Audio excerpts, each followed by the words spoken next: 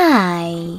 In front of me is TCL Tab 10 Gen 2, and today I would like to show you how you can block app notifications.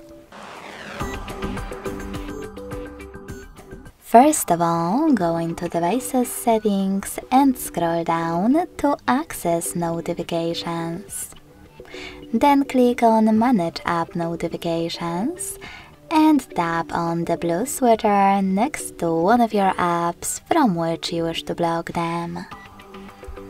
You can turn them back on by hitting the same now gray sweater.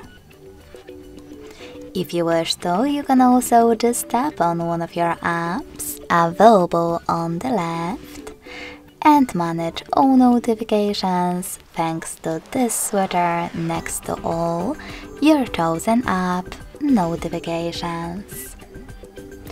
Thanks so much for watching. If you enjoyed this video, smash that like button, comment and subscribe.